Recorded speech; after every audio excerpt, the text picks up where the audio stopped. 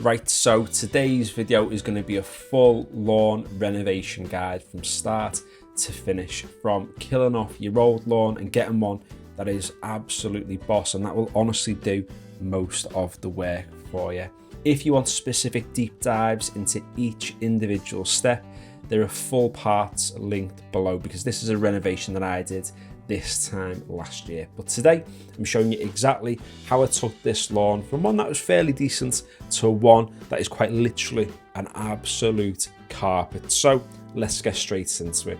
First things first, we've got to get rid of the old lawn, and to kill it we're using something called glyphosate, and that is in a product called Roundup, and that will kill everything off completely. You're talking weeds, grass, the lot. You want a total reset here. Once you've applied it using a knapsack sprayer, give it around about a week and you'll see everything start to yellow off. But quick tip, even if there's still a bit of green, don't panic. The glyphosate is already working its way down into the roots. Then next up, it's about preparing the soil, and that starts by scalping it down as low as we can to get rid of as many of those grass plants.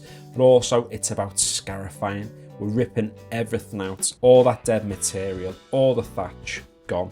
This is a messy step and it looks brutal, but this is exactly what we want. We're clearing way for the new lawn we're going to establish. Don't worry if there's any little stragglers left behind, they're going to decompose in the soil, and the glyphosate that's within them degrades after around about a week anyway. And then it's on to aeration, and this is one of those steps that people skip, but honestly it makes a massive difference, particularly if you hollow tine aerate, which means pulling out a core from the soil. We're removing these cores to break up compaction, and most importantly we're creating space for the new roots to get down and establish quickly, because what's key is that a strong root system gives you a strong plant. Once you've removed those cores from your aeration, it's onto leveling, and what I would recommend is using a sandy top dressing mix, and this is key.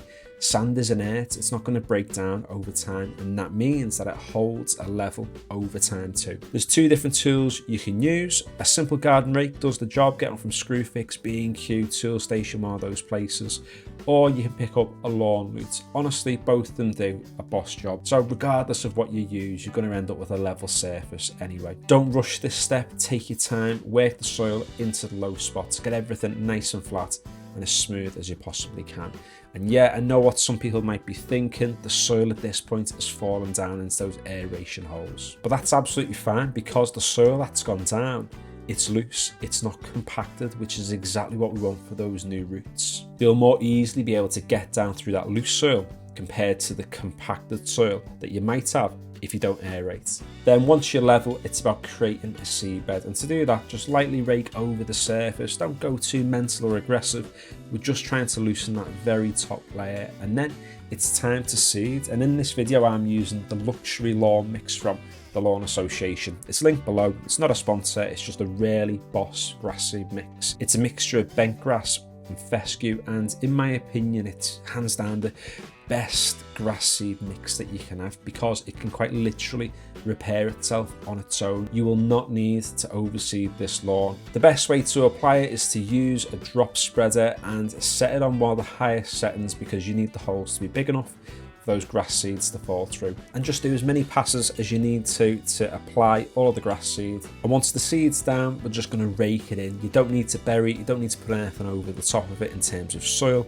Just lightly rake it to get good soil to seed contact, and those seeds will incorporate themselves into that sandy soil mix. Then once you've got your seeds down and you've raked it in, it's about watering, and this is where most people go wrong. It's about getting on little and often. We're talking light watering, 1 to 2 minutes, 3 to 4 times a day, because at this stage the seeds don't have roots, so leaving your sprinkler on for 20 minutes isn't watering anything. All you're doing is getting the soil wet where there's not even a root system yet, so you're just wasting time, wasting money. Little and often, that's your goal. And then there's an optional step, which is using landscape and fleece.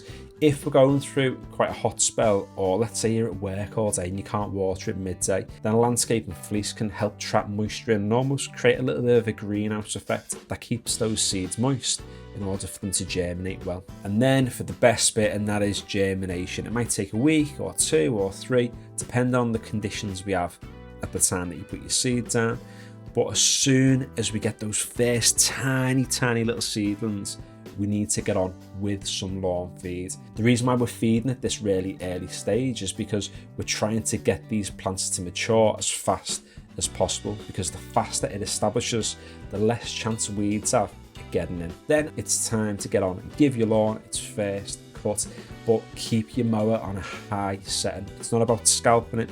We're trying to build a root system, and we're trying to get this plant to become really dense. So keep your cutting height high, and then over the weeks that follow, you can slowly start to incrementally bring that height down, quite literally as low as you want to go. The bent fescue mix that we're using here can be cut from anywhere from like 60 mil down to like 5 mil. So whatever takes your fancy, go for it. And then from here on out, it's pretty simple. All we've got to do for the rest of the year is just to feed and cut, feed and cut. Don't stress about overfeeding your lawn at this stage when it's still quite young. If you want to get on every month and give it a granular feed, your lawn will thank you in the first year, because it's about forcing that growth, forcing that density.